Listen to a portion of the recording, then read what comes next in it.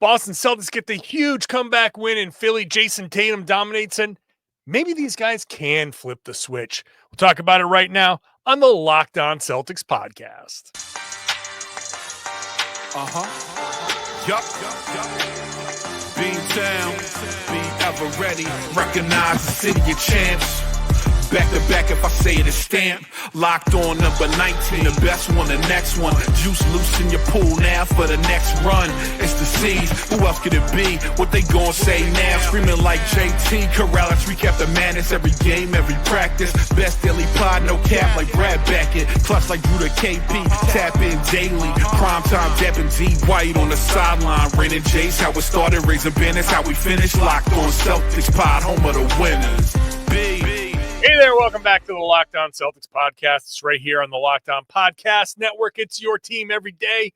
I got you every Monday through Friday, plus bonus podcasts on the weekends when they play or when Luka Doncic gets traded. If you want my entire reaction to that, look back on your audio feed, look back on this YouTube feed. It's also there. It's a 20-minute bonus podcast that dropped on Sunday, all about the Luka trade to the Lakers, and that's there. So plenty of podcasts. Every single one of these podcasts is free.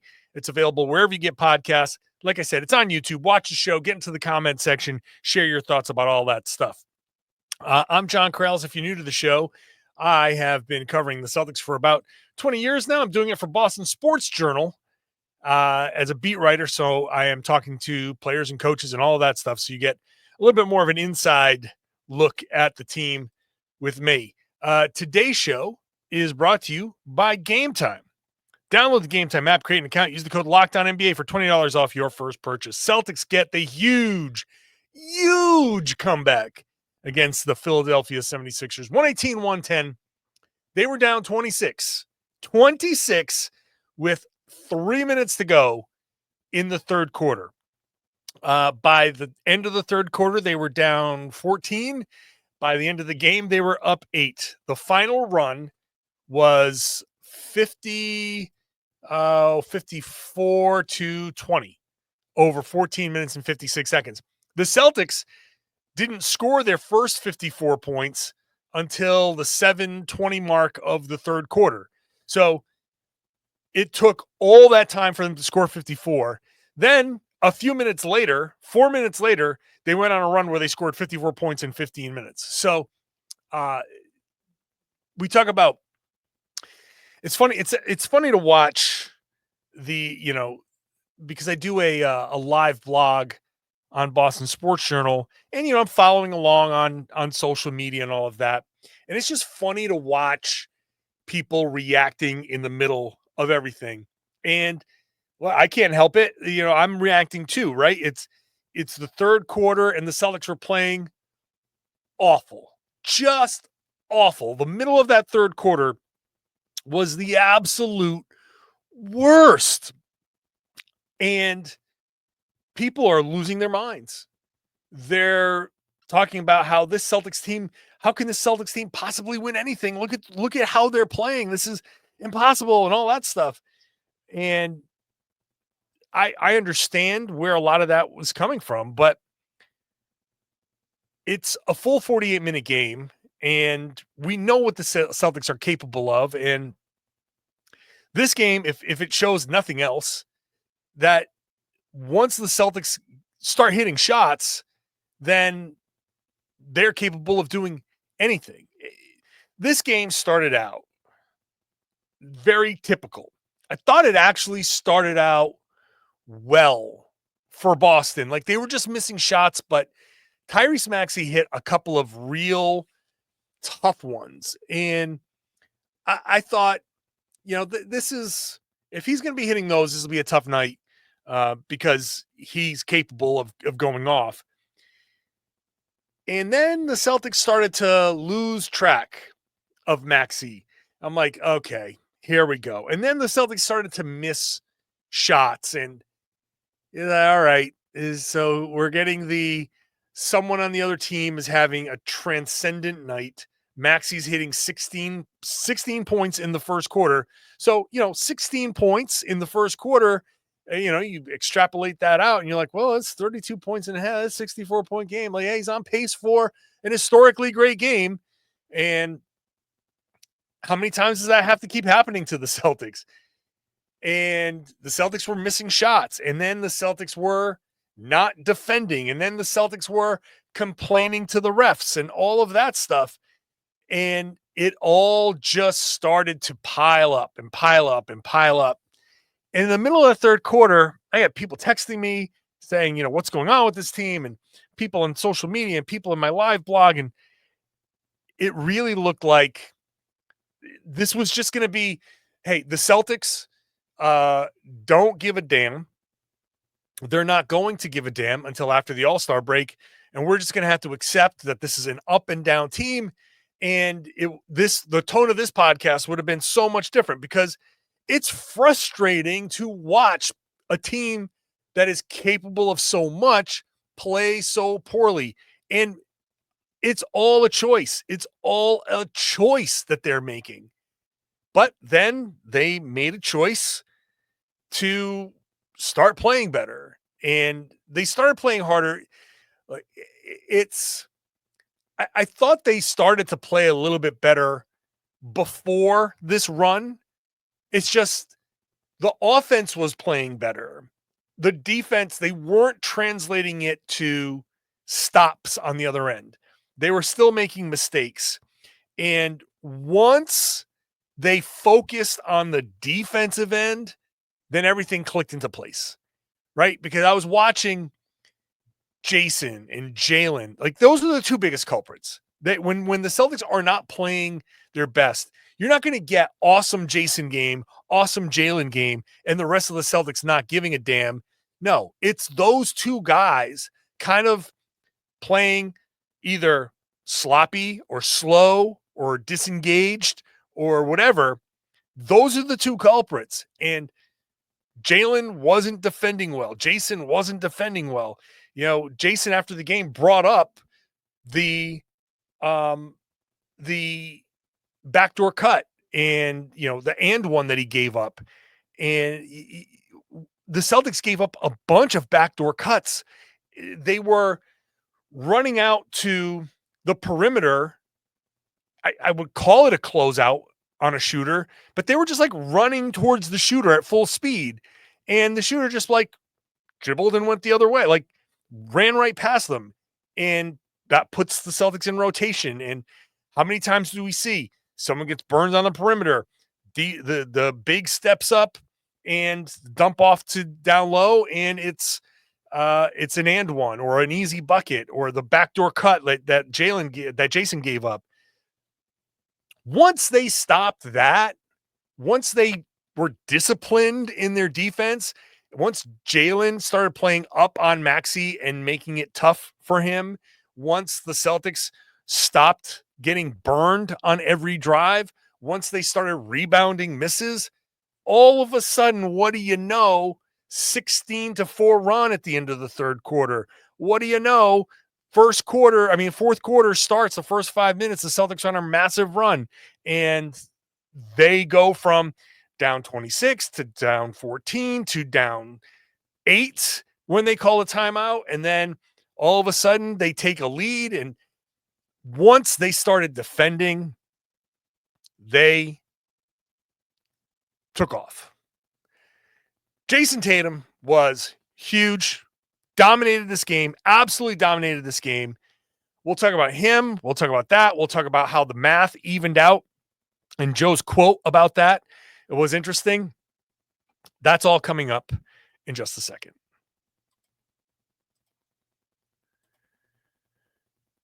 Today's show is brought to you by Game Time. Now, I've been using the Game Time app to get tickets. There's a lot of great things that you can do around town, especially in the Boston area, a nice city like that. Wherever you are, there's always options. There's always a show or a sporting event or something, a concert.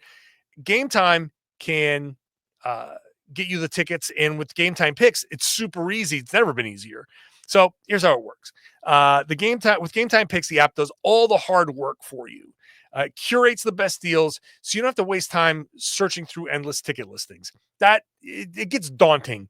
And honestly, that's how it leads to paying more, because you just like scroll. Oh, but forget it. I'm just going to get this ticket. Game Time Picks curates the deals, makes it super simple to find great tickets at a great price. So no more sifting through all of those options. You can get a super deal for a prime seat and get an incredible value. A lot of times you see that super deal and it feels like a steal.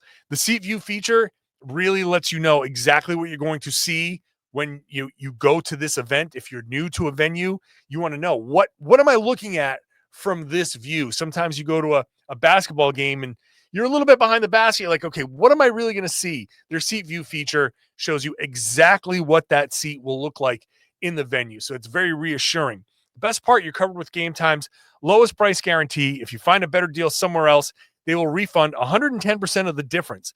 Plus, your tickets are guaranteed to be delivered on time with easy cancellation options if something comes up. So take the guesswork out of buying tickets with Game Time. Download the Game Time app. Create an account. Use the code LOCKEDONNBA for $20 off your first purchase. Terms apply. Again, create an account. Redeem the code LOCKEDONNBA, LOCKED, LOCKEDONNBA for $20 off. Download Game Time today. Last minute tickets, lowest price, guaranteed. Thanks for making Locked On Celtics your first listen every day. Go sign up for that new Locked On Celtics newsletter, available at LockedOnDaily.com. Go to LockedOnDaily.com. Find the Locked On Celtics logo. Click on that. Enter your email. Boom. You get Celtics, NBA, and fantasy coverage directly to your email Monday through Friday. It's a great way to keep up with podcasts that you've missed. So if you get pulled away, or I don't know, maybe one of your entertainment podcasts is really interesting, I get it. No problem. I listen to other shows too. So go sign up for this. You'll get kind of like a little recap or a summary of what you missed. Maybe you want to go back and listen to the podcast after. So LockedOnDaily.com, clicked on that Locked On Celtics logo and sign up for daily newsletter right to your inbox. Jayson Tatum, monster fourth quarter, monster run here in that 15-minute stretch. So he finishes the game with 35 points on 13 of 20 shooting, 5 of 8 from 3, 4 of 5 from the line, 7 rebounds, 11 assists, a steal, 3 turnovers. This is the first time in Jayson Tatum's career that he's had back-to-back games with 11 or 10 plus assists. So he's really out there slinging the rock. Jayson is doing a bit of everything. This is an absolute dominant performance. 35 points, 7 rebounds, 11 assists. And in that 15-minute stretch, Tatum had 16 points, 5 rebounds, 7 assists, and a block. So 7 of those 11 assists came in the last 15 minutes. The Sixers were doubling him, and one quick signature type play, I think they were doubling him. Derek got him the ball, quick double back to Derek. Derek hits a shot. Derek now in that 15-minute run was a perfect 4 of 4. So he was 1 of 5 to start the game, and this goes into the math evening out, which is one of my bullet points. The math caught up to the Celtics, and after the game, I think Joe said it very well, where he said the math evened out, but also the effort. You have to have the effort along with the math, and the effort basically gave them the opportunity to stay close when, while the shooting kind of found itself. So Tatum gets those 7 assists in the last 15 minutes of this game because guys were hitting shots. He found Derek White. He found Sam Hauser. Sam was 3 of 3 in these 15 minutes. Derek was 4 of 4. Drew Holiday hit a couple of shots. Tatum obviously hit a couple of shots in that stretch. It was an absolute dominant performance from Tatum, who did it inside, did it outside. The Celtics started out the half shooting very poorly, and then the the shooting leveled out in the first half. They shot 9 of 33 heading into is actually the prior to the 15-minute run. So the first half plus the first 9 minutes of the third quarter, they were 9 of 33 from three. In that 15-minute run, 12 of 16. So keep shooting, right? That's the lesson. And keep going, keep shooting. I do think the Celtics were lazy in this game. The defense was, like I said before, very, very lazy in the first 37 minutes or whatever it is, 33 minutes of the game, 33. But the offense was a little bit too. The Sixers played a lot of zone, and we're back to zone throwing the Celtics off a little bit. I want to see a little bit more. If a team is going zone, a team like Philly, packing the paint and going zone, the Celtics didn't drive it as much. They didn't attack the gaps in that zone. They didn't try to collapse that zone.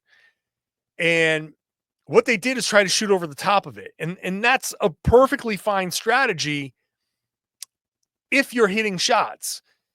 And this is one of those situations where I wanted to see the Celtics find their way into the middle of the zone, collapse it, draw a couple of people, and then you had dump-offs down at the dunker spot. They had plays, and Scal was referencing this during the game, where in the second half, they were starting to attack it the way they're supposed to attack it. In the first half, the first three quarters, they really just let it bother them, and they didn't get into the middle. They just tried to shoot, and they got good looks, but it still wasn't making the zone work. And when they got to Tatum posting up or Tatum in the middle at the free throw line, that's making the zone work. And when Philly is so shorthanded, they don't know. It's easy to break down a zone like that. You have Tatum out there on the floor. You should be breaking zones. You have Porzingis on the floor. You should be breaking zones like the playoffs last year against the Miami Heat. Miami tried to throw zone at Boston. When Boston is at their best, zone is death. Zone is suicide. Zone is like, you go ahead. I want teams to play zone against Boston. But in this game, for the first three quarters or so, they let the zone bother them. They just willingly kind of, I don't say capitulated, but they willingly played into the, hey, we're just going to do this. We're not going to work that hard. We're going to fire shots. And the Sixers were just like, yeah, go ahead. We want to see if you can start making these. It wasn't until they started attacking that zone and getting into the middle of it that they started to generate some better looks, and that they got to a spot where the math could even out. The Celtics are absolutely capable of going 12 of 16 from three. That run that they made was incredible. From three over the last 15 minutes, the Celtics outscored the Sixers 36-3 just in 15 minutes from the 3-point line. In the first half, they were a 9-point deficit from three.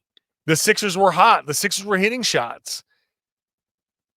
By the end of the game, they ended up with an 18-point advantage from three.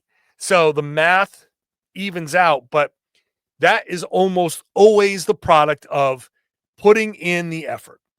Now, the defense stepped up, and Jaylen Brown had a great quote that I think should be at the, they should make it the team quote. Forget different here. Jaylen's quote, just play basketball. That is the quote of the season for me. I'll get into that next. Today's show is brought to you by Prize Picks. Basketball season, very hot, heating up and getting hotter. So there's no better way to get in on the action than with Prize Picks, the best place for daily fantasy sports with over 10 million members and billions in awarded winnings. Prize Picks makes it easy and fun to turn your sports knowledge into real money. It works very simply. You pick more or less on at least 2 player projections. And if you're right, you can win up to 1,000 times your cash. That's a lot.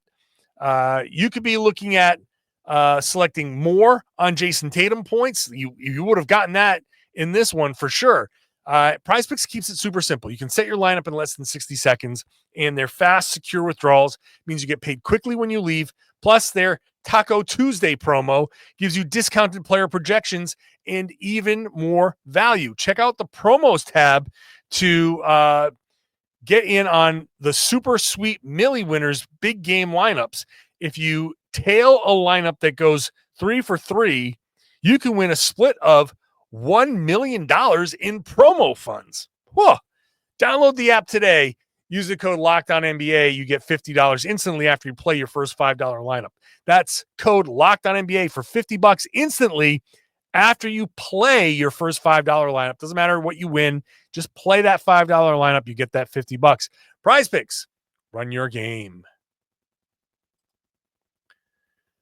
Thank you for making Locked On Celtics your first listen every day. Go check out Locked On NBA. Locked On NBA Game Night follows the entire league, the entire slate of games, and talks about those every night, 7 days a week. Then Monday through Friday, there's a debate show style podcast in the middle of the day. Go check out both at the Locked On NBA feed, wherever you found this podcast. One thing that drove me nuts in this game was Jaylen Brown constantly complaining to the refs. Usually it's Jayson Tatum. Today was Brown. And there are a couple of spots where he just abandoned the play. And that really bothers me. It really bothers me when a player does that. Because, especially on a Joe Mazzulla team, because Joe focuses on reality. He just focuses on, like, if I ever ask a question about something that doesn't matter to him, he'll say it doesn't matter. If I ask him a question that is framed in a way that he thinks is unfair, he'll say it. If he thinks it's like, the Celtics are about maximizing possessions, they're about mental discipline, they're about making sure you get the most out of every minute you're on the floor. Never once in the history of the NBA has a player gone in for a layup, got fouled, but it wasn't called, and then complained to the ref as the play was going on and have the ref go, hey, you know what? You're right. Let me stop this play. Let me get you that foul. I'm sorry. No one has ever done that. Why do players just consistently I'm not getting back. I'm not getting back on defense. I'm going to sit here and yell at this ref. I don't care how frustrated you are. That hurts your team. The only thing you're ever doing is hurting your team. Now, Jaylen, to his credit, after the game, said a couple of things. So in the walk-off interview with Abby, he said, don't complain. Just keep shooting the ball, and then it'll work itself out. Once I stopped complaining, we were good. And then after the game, he talked some more, and he said it was too many things that are just not important that was affecting us, affecting me, expecting calls or whatever. Even against a team like this, they can't stop me. So what am I looking around for? Just play basketball and let the rest take care of itself.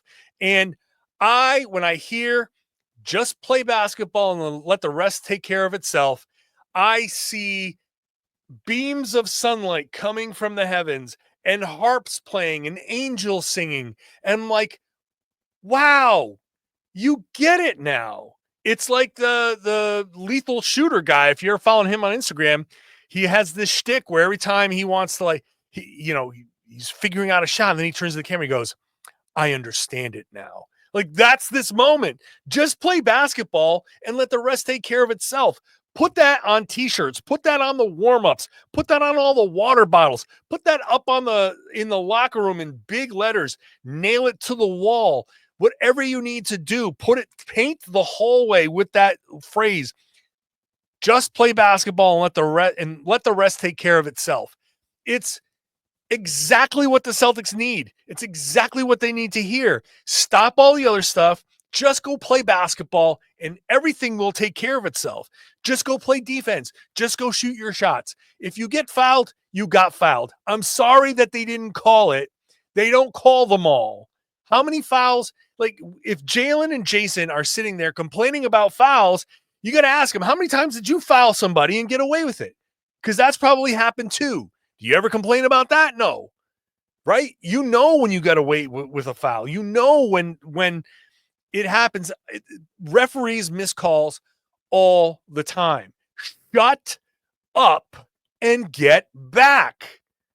So I am thrilled to hear Jaylen say that he made a mistake by letting that get to him, by giving up on plays, and at the end, when it came down to making plays and just playing basketball, guess what happened? They got stops. They played good defense. They hit shots, and they came back from 26 points down with 3 minutes to go in the third quarter. That is a game that the Sixers, no matter who they have, that's a game that they should close out.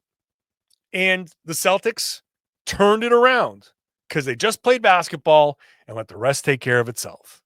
So I'm hoping beyond hope that this message sticks.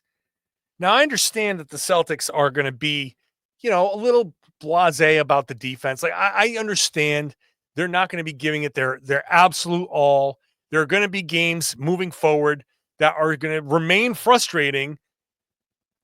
I hope that this at least gets them to wake up in the middle of these games and go, okay, we're done messing around. I'm not really, like, in the grand scheme of things, if I was watching the Denver Nuggets play the Sixers, let's just say, what if this was the Nuggets? What if this was the, pick another good team? What if it was the Cavs? Good teams have games like this. They have them all the time. It does not just happen in the Celtics, where you go a half, 3 quarters stinking, and then in the fourth quarter you dominate because you're the better team and you put in 12 to 15 minutes worth of effort, and that's enough. I would like to see it be a little more consistent. I would like to see them maybe start games. I don't know. Would this have been better? Would them have going up 34 and then holding on to that lead and watching it slowly dwindle away? Would that have been better or not? Ideally, they go up 34 and then in the second quarter they play even and it's like 25, 25, 26, 24, 23, 20, whatever. And it just kind of floats around there for the rest of the game. But whatever it is, what I want from the Celtics is just play basketball and let the rest take care of itself. It's the number one thing. So Jaylen, by the way, I don't want to gloss over Jaylen Brown's game because 21 points, 10 rebounds, 6 assists was a team. No, not a team high plus 17 because Sam Hauser was on the floor for a lot of that run in the fourth. So, but Jaylen had a really, really good game after he started kind of playing some defense. Tatum and Brown played the entire second half, which I don't like. Not a fan of that. But I think it goes to show how much Joe wanted to win this game and how much he thinks the Celtics need some wins here. I think that tells you a lot about Joe. I think he's feeling like getting these wins now it's important for the Celtics to, when they are in position to get these wins, they need to get them. So Jaylen and Jayson played the entire second half. Al Horford played none of the second half. This was a Joe Mazzulla adjustment that ended up springing Sam Hauser, because Hauser got some shots in the first half, but because they went double big, it wasn't exactly as fluid. They went with Luke Cornett, which I think that says that Al Horford is slowing down a little bit. This is the first kind of like tacit admission from the Celtics that Al just can't hang switching against a team that's playing as fast as the Sixers now. Last year he did. This year it's not going quite as well, which is understandable. So Luke was out there and doing a pretty good job. So they went single big, and that got Sam Hauser loose. Like I said, he was 3 for 3 after a 1 for 5 start. So 3 for 3 after a 1 for 4. He finished 4 of 7. So whatever the math is there, 1 for 4. Other than that, Holiday had a good game. Derek White stepped up after a slow start. Hits four in a row. Porzingis early on was okay, and then his defense, 5 block shots, was pretty good. But overall, not the best Porzingis game in the world. But smart of Joe to go with the single big, and good for the Celtics for just going with it. It's a 48-minute game. So we know what the Celtics are capable of. And that's why you don't pull the starters until it's the fourth quarter. That's why you let them, you give them every opportunity to show we can, we can snap out of this funk. We can flip a switch. And the Celtics did flip a switch, and look how it went. So good for them for doing it. Not thrilled with how it got there, but they end up winning this game by 8. They were favored by 11.5, and they almost came back to cover that spread. So, an 8-point win is fine. It's good, and they'll take it. It's 3 in a row. They haven't done that in a month, so we'll take it. We move on. Cavaliers on Saturday. I mean, what am I talking about on Saturday? On Tuesday. God. Cavaliers on Tuesday. And then that'll end the road trip. Celtics back home for one game against the Dallas Mavericks, now with Anthony Davis. And then they head back out for a couple of games on the road. Celtics now at 35-15. That 40-20, they're right there. Just got to win 5 more games, which I think they could do. And they could probably do that pretty quickly. So I'll be here for all of it. Make sure you're subscribed. Watch the show on YouTube. Get into the comment section. Let me know what you're thinking there. Let me know if you have any opinions on how everything went in this game. Again, not pretty, but I'll take it. Great finish. If you're a regular listener, thank you so much. Appreciate you very much. If you're watching, thank you. Either way, share the podcast and tell everybody they should be listening to and watching the Locked On Celtics podcast here on the Locked On Podcast Network. It's your team every day.